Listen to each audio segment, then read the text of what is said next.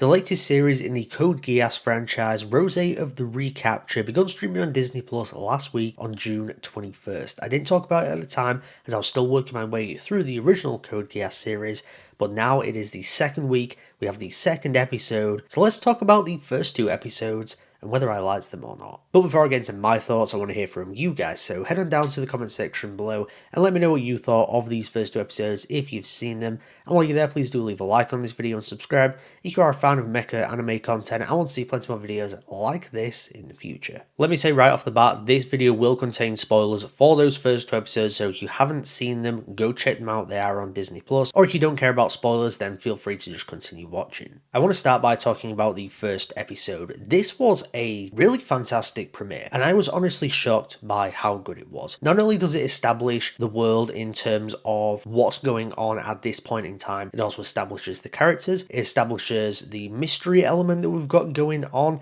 and it of course raises a bunch of questions, but it also provides some incredible action, really fantastic mecha action, which we'll talk about soon, but also a major reveal at the end of this episode that completely changes up your perspective of what this series was going to be, or at least from my perspective anyway, because from what I'd seen of the trailers, which honestly wasn't a lot, I didn't dive too deep into looking at all the marketing and such, I was not aware that our protagonist, Rozé, was actually going to be this completely other character, and there's this big reveal where he is actually a she, and it is Sakuya Sumeragi, part of the Sumeragi family, which has ties to the Britannia family, and basically she is royalty. And there's this whole twist where they think that Sakuya Sumeragi is actually in prison, but no, it's almost someone doubling as her. I thought that was a fantastic reveal. I wasn't expecting it. Now, before I watched this episode, I had actually seen the clip of her using a Geass, but I hadn't seen what came before that, so I thought she was just a different character.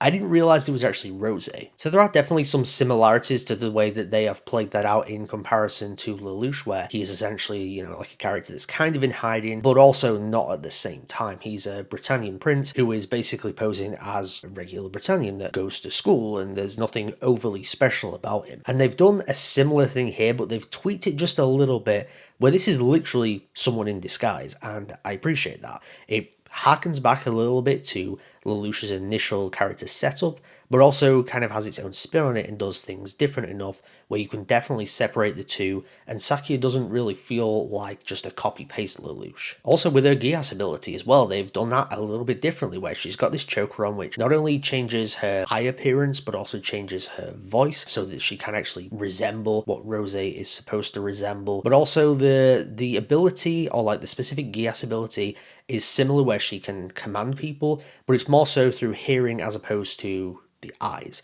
And I like the way they've done that. Once again, it's similar in a way to Lelouch, but they've tweaked it just enough where it can definitely feel separate and different. Let's talk about some of the mecha action in this episode though, and going into it, I was a little bit worried looking at the trailers because I saw that it was going more the CGI route. Sometimes can work, but also I do love me some 2D mecha, and generally it always looks better. But when I saw the action in this episode, it's almost indistinguishable whether this is CG or 2D animation. Most of the time when you're looking at CG, you can tell it's CG even if it looks really good. Even Witch from Mercury, which for the most part does use 2D, but at times it can go for the CGI route, it's noticeable there. Not that it's bad CGI by any means, but you can tell that it is CGI. Here, the way they blend the CG into the backgrounds, the way they switch sometimes between 2D and CG, it is honestly barely noticeable. It just looks like a more three-dimensional version of 2D, and that's kind of what you want from CGI. You don't want it to stand out too much, you want it to perfectly blend in with everything. But also what CGI allows for is more dynamic movements in terms of the action, and that's basically what they've done with this episode, and also with episode 2, which we'll talk about. Let's move on to the second episode though, and this one, it continues that train of just being really good quality. You bring in a lot more characters here, where essentially our duo, our supposedly sibling duo, which we'll talk about more soon, they're mercenaries. They kind of team up with, I think there's 7 shining stars of something or whatever, which they're essentially an anti-Britannian group. Think of the early makings of what the Black Knights were in Lelouch the Rebellion. That's kind of what they are here, and they're going and breaking out their general from prison, which also happens to be the same prison where Sakuya's stand-in is in prison posing as Sakuya. So you kind of have a dual prison break going on, and Sakuya's friend Sakura, which are very similar names, she ultimately gets then taken back away by the Neo-Britannian forces, and that part of the prison break fails.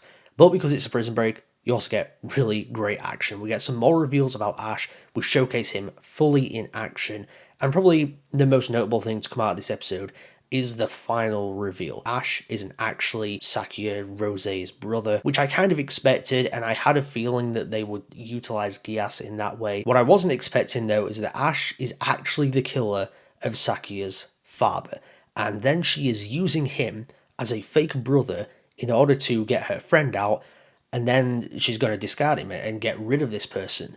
That was a wild twist, and it's just made the series that much more interesting. The mystery element, the morally questionable elements as well, because what's great about Lelouch as a character, and really what's great about Code Geass as a series, is that you have so many morally questionable characters in there, and I'm so glad to see that Rozé the Recapture is continuing that train, where you have Sakuya, who is pretty morally questionable in essentially using this person who killed her father.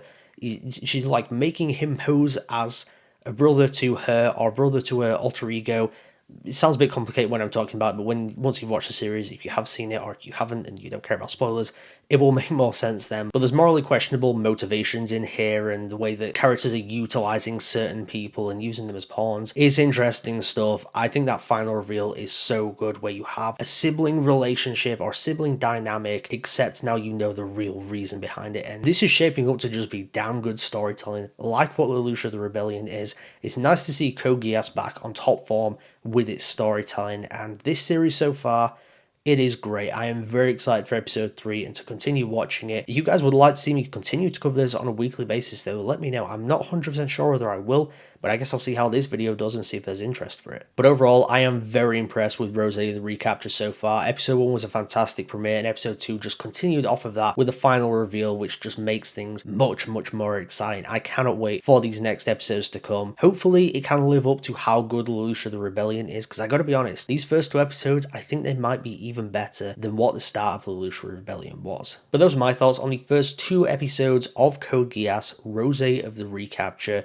Before I get out there, please do leave a like on this video and subscribe if you're a fan of mecha anime content and want to see plenty more videos like this in the future. And like I did say earlier, head on down to the comment section below. Let me know your thoughts on these first 2 episodes. What did you think of some of the crazy reveals we got in them? And which was your favourite of the 2 episodes? Thank you once again for tuning into Mecha Chat today. I'll see you guys next time.